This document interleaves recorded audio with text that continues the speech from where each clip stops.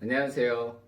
이스라엘 광야지기 DK입니다. 오늘 저희는 6월절 저녁, 페삭 이브라고 해서 6월절 저녁, 오늘 지금부터 이제 6월절 절기가 시작되는 그 시간에 지금 함께 모여 있습니다. 그래서 저희 앞에 이제 식탁에 이제 보통 일반적으로 6월절 절기 때 유대인들이 먹는, 그리고 차려놓는 약간 차림상 같은 형태로 차려놨는데요. 저희가 이제 요 차림상 하나하나를 보면서 오늘 의미를 한번 나눠볼까 합니다.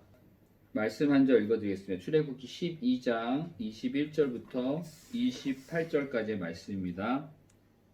모세가 이스라엘 모든 장로들을 불러서 그들에게 이르되 너희는 나가서 너희의 가족대로 어린 양을 택하여 6월절 양으로 잡고 우슬초 묶음을 가져다가 그릇에 담은 피에 적셔서 그 피를 문설주 문 안방과 문설주 좌우에 뿌리고 아침까지 한 사람도 자기 집 문 밖에 나가지 말라. 여호와께서 애굽 사람들에게 재앙을 내리려고 지나가실 때에 문 인방과 좌우 문설주의 피를 보시면 여호와께서 그 문을 넘으시고 멸하는 자에게 너희 집에 들어가서 너희를 치지 못하게 하실 것임이라.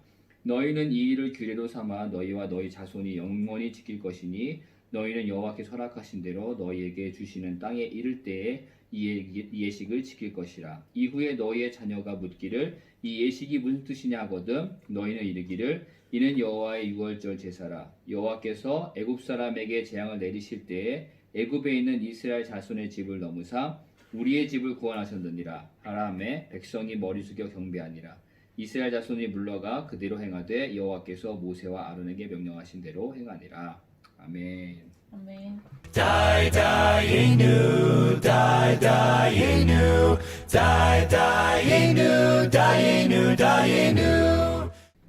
오늘은 6월절 저녁인데요. 우리가 이렇게 식탁을 차려놓고 이제 이 절기가 상징하는 바가 무엇인지를 함께 이제 나누는 그런 시간입니다. 이스라엘에 살고 있는 유대인들, 특히나 기본적으로 종교성을 어느 정도 갖고 있는 유대인들은 다 이와 비슷하게 상을 차려놓고 이제 절기를 지키는데 짧게는 1시간, 길게는 뭐 3시간까지 이 의식을 한다고 그래요. 뭐 기도문도 읽고 또 말씀도 읽고 또 설명도 하고 이야기도 하고 뭐 쭉 많은 이야기를 하는데 저희는 간단하게 여기서 몇 가지를 살펴보고 그리고 저희는 저녁을 먹을 예정입니다.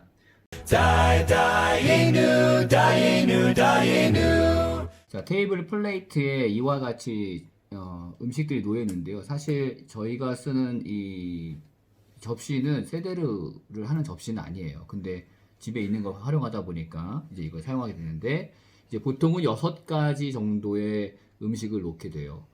그 6가지 중에 이제 야채 종류가 3가지, 여기 야채 종류가 있고 3가지가 있고, 그리고 그 위에 이거는 뼈 모양으로 되어 있는 거고요. 그 다음에 달걀, 그리고 이게 하로셋이라고 해서 시나몬 가루와 그리고 레드와인, 그리고 이 사과를 점여서 만든 겁니다. 그리고 사실은 이 셀 접시에 올라가지 않지만 제가 보여드리기 위해서 올려놓은 게 뭐냐면 이게 소금물이에요.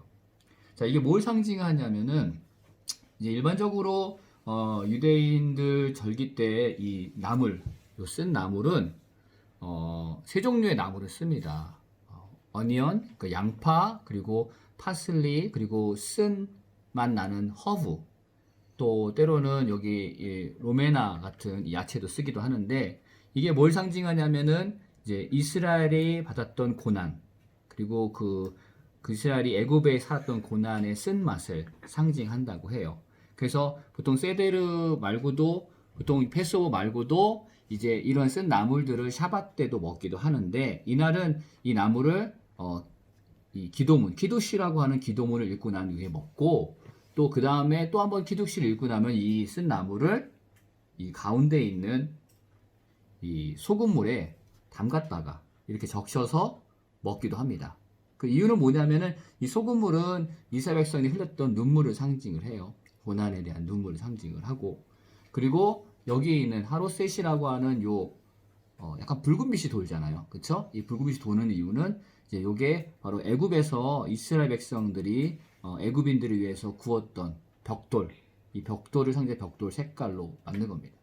그리고 이 뼈는 여러분이 아까 성경에 읽었지만 그 양의 뼈를 놓고 이제 상징성을 두고 있는 거예요. 근데 이제 양이 없을 때는 이제 닭 모가지 뼈도 사용했다고 합니다. 그리고 마지막으로 계란. 이 달걀은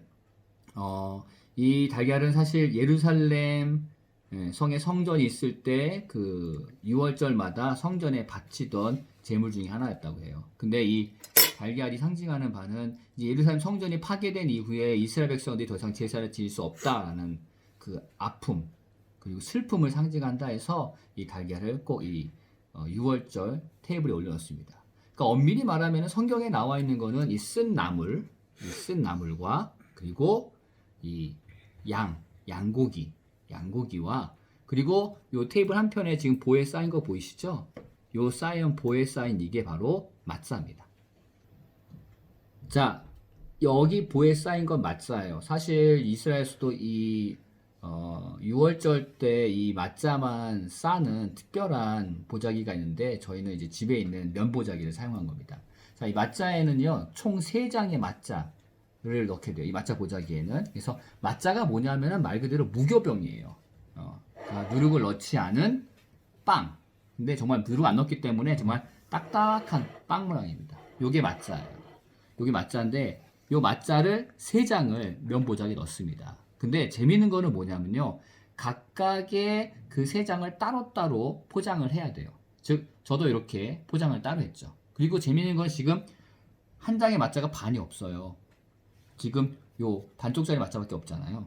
그 이유가 뭐냐면은 요 반쪽짜리 마tzah를 잘라서 나머지 반쪽을 똑같이 보자기에 싸서 집안 어딘가에 숨겨 넣습니다. 그래서 이 6월절이 되면요.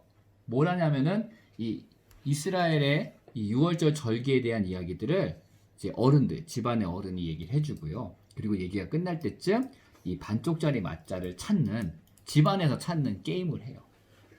그랬을 때 그 반쪽짜리 마tzah를 찾는 그 사람에게 상을 주게 돼 있습니다. 그래서 저도 지금 이 반쪽짜리 마tzah를 집안 어딘가에 숨겨놨어요. 이제 마tzah 3장을 겹친 보자기를 테이블에 놓고 이제 이 마tzah를 이제 6월절 저녁 만찬이 끝날 때까지 나눠 먹습니다. 근데 재밌게도 3장이라고 말씀드렸죠. 네, 왜 3장일까요? 그러니까 어떤 메시아인 유대인들은 이 마tzah 3장 안에 삼위일체에 대한 부분이 담겨 있다 얘기를 해요. 온전하신 하나님과 온전한 성령님 있지만 아직까지 이스라엘 사람들, 유대인들이 발견하지 못한 것은 예수님, 죽고 부활하신 예수님을 상징하고 있고, 또 어떤 사람들은 이 3장의 마tzah 그리고 반쪽 부러진 마tzah가 바로 예수 그리스도의 죽으심과 부활을 상징한다고 얘기를 해요. 그 나머지 반짝은 어디서 언제 찾느냐? 바로 예수님께서 돌아오실 때, 그의 재림 때 그 나머지 반짝도 우리가 발견하게 된다라고 이야기하긴 합니다. 재밌게도 6월절 기간에 포함되어 있는 여러 가지 이런 테이블이라든지 또 마tzah라든지 이런 것들이 물론 유대인 안에서의 문화와 습성이긴 하지만 이 안에 우리가 믿고 있는 또한 기독교적 상징들이 굉장히 많이 담겨져 있음이 놀라울 따름입니다. 예. 누룩 없는 떡이라고 하죠. 떡이 아닌데 사실 빵이죠. 누룩 없는 빵이라고 하는 이 마tzah, 이 마tzah 안에 담겨져 있는 거는 죄가 없는 순전한 정말 밀가루밥밖에 안 나거든요. 이거 아무 맛도 없습니다. 근데 그와 같은 우리의 삶을 얘기하는 거고, 또 우리 대신 죽으신 어린 양 예수를 상징하는 또 뼈, 그리고 우리의 인생의 고난을 상징하고 있는, 그리고 눈물 없이는 살 수 없다라고 하는 그 눈물 어린 섞인 그 아주 슬픔을 상징하고 있는 또 허브, 또 우리가 열심히 일을 하고 그 안에 또 달콤함도 있지만 결국 우리는 결코 우리의 노동, 우리의 삶에 있어서의 계속되는 이 일들을 벗어날 수 없다라고 하는 한정된 성을 갖고 있죠. 재밌게도 저는 이게 제일 인상 깊었어요. 왜 달걀을 이 사람들은 먹을까? 근데 우리는 이 부활절날 달걀 먹지 않습니까? 왜? 여기에 부활에 대한 의미가 담겨 있기 때문에. 어찌 보면은 유대인들도 자신들도 모르게 그 자신의 삶 가운데 이 부활을 담고 있는 게 아닌가라는 또 생각을 해봅니다. 이처럼 재밌는 6월절에 대한 여러 가지 상징성들 정말 재밌죠. 그리고 우리는 이제 저희는 이 모든 것들을 마치고 맛있는 또 양고기를 먹을 겁니다. 집집마다 조금씩 각각 다르게 자신들만의 스타일로 하지만 꼭 양고기는 6월절날 꼭 먹는 집안 음식인 것 같습니다. 여기까지입니다, 여러분. 6월절 또 같이 여러분들 생각해 주시고 또 부활절날 아침 되기 전에 제가 또 부활절에 대한 재미난 이야기들 가지고 찾아오겠습니다. 감사합니다. Die, dying new, die, dying new, die, dying new, dying new, dying new.